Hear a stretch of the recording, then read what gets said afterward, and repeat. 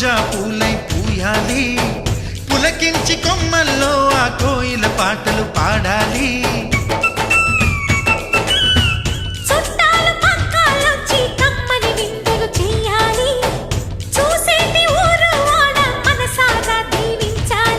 నలుగురు కలిసి చేతులు కలిపి మన కలలన్నీ పండించాలి. ఒక చోట పుట్టని కోడళ్ళు అయ్యారు అమ్మకే కూతుళ్ళు. త్వరలో